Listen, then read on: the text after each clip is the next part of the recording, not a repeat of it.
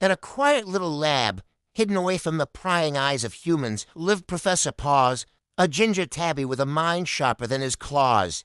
He wasn't your average cat.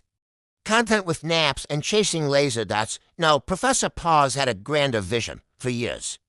He'd been tirelessly working on his greatest invention, the teleportation device, a machine that could transport him instantly from his cozy lab to the tastiest tuna reserves across the globe. His lab was a wondrous mess of stolen yarn, blinking computer mice, and beakers filled with, well, mostly milk. The centerpiece was a contraption made from a cardboard box, an old satellite dish, and a whole lot of duct tape. He adjusted a final dial with a delicate paw, his whiskers twitching with anticipation. This was it, the culmination of 9 lives' worth of research for his first test subject. He chose his favorite squeaky toy, Mr. Quackers. With a deep breath and a determined meow, he placed Mr. Quackers inside the box, punched in the coordinates for the kitchen counter right next to the forbidden fish bowl, and pressed the big red button. There was a flash of green light, a sound like 1,000 purrs at once, and a faint smell of catnip.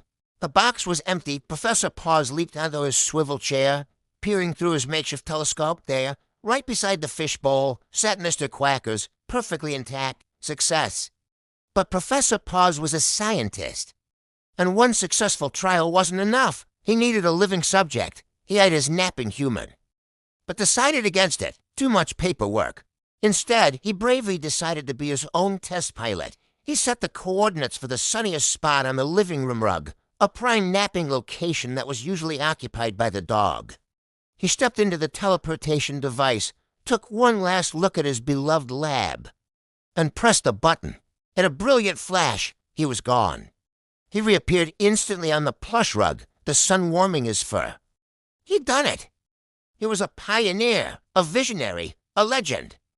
He stretched luxuriously, ready for a well-deserved nap. Suddenly, a familiar rumbling sound filled the room, the dog.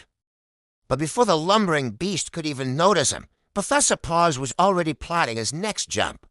Paris for a bit of cheese, the coast of Japan for some fresh sushi. The possibilities were endless. The world was now his oyster, or rather, his tuna can. Thanks for watching our little story.